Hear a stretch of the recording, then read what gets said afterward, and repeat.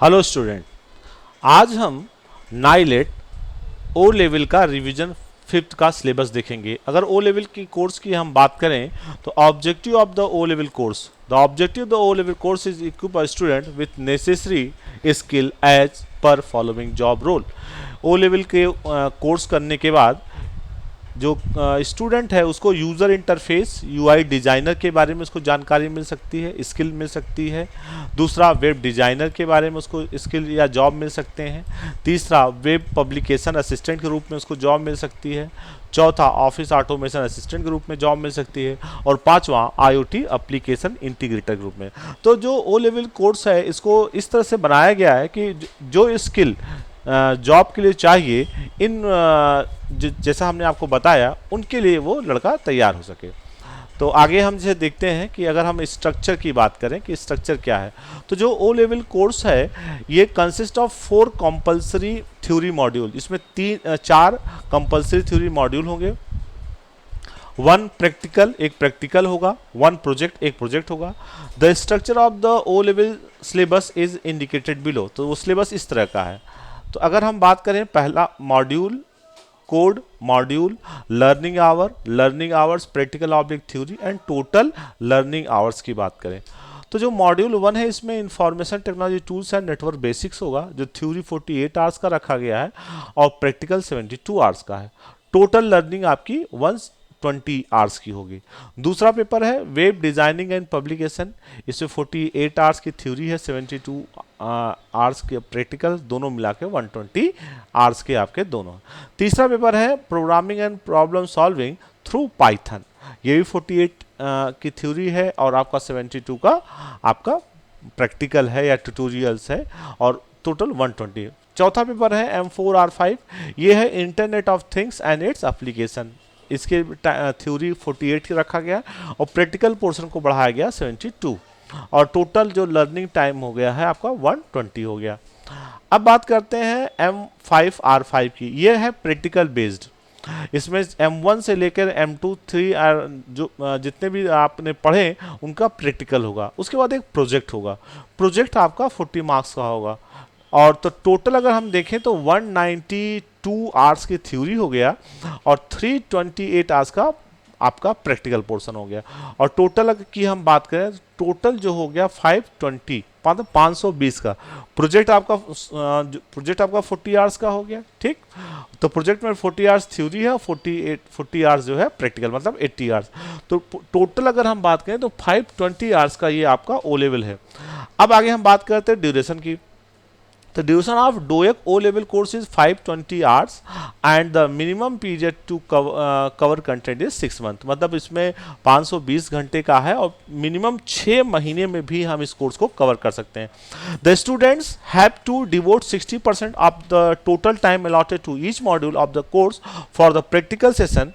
Practical assignment have been worked out for each theory module। मतलब कि 60% जो है टोटल प्रैक्टिकल के लिए लॉट किया गया है, और practical examination will be based on the syllabus by M1, M2, M3, M4। जो प्रैक्टिकल का सिलेबस होगा M1, M2, M3, M4 के बेस पे होगा of the O level course. ठीक है, तो अगर हम डिटेल सिलेबस की बात करें तो हम जैसे जानते हैं, अगर प्रोजेक्ट की बात करते हैं तो DOEACC curriculum has a project as a important component of O level course.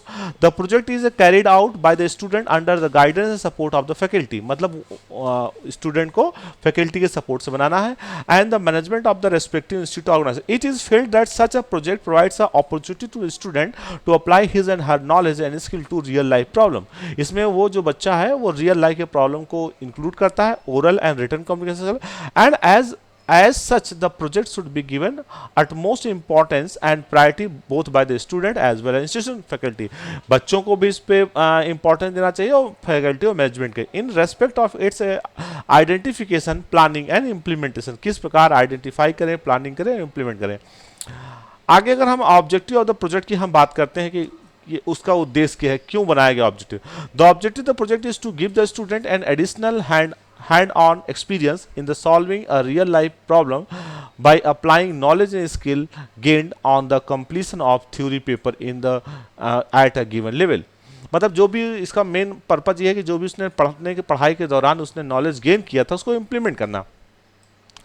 It provides an opportunity to student to develop a written communication skill. Project also helps the student to realize the importance of the resource and time management, ownership of the task towards the deliverables, innovations and efficiency in task management apart from the presentation skill. मतलब हमें केवल presentation के साथ साथ कई चीज़ों को भी सीखना होगा। आगे, it also provides a good opportunity for a student to build, enhance, and sustain high level of a professional conduct and performance, and evolves a problem solver frame of mind in the student. It is also felt that the taking up the project by a student prepares him for a job in the industry and elsewhere. तो वो industry में या कहीं फिर काम करे तो उसके लिए ये उचित रहेगा। आगे हम बात करते हैं project submission. The student undergo O level course has to submit project in order to be O level certified. The project should be original of real life value and not copied from the existing material from any other source. मतलब कि ये project कहीं से copy नहीं होना चाहिए बल्कि उससे वो खुद बनाया हो, ऐसा होना चाहिए। आगे बात करते हैं, the learners are expected to carry out a project successfully and submit certificate in the prescribed format from the head of the institution running the accredited course are running the organization of which the learner is an employee.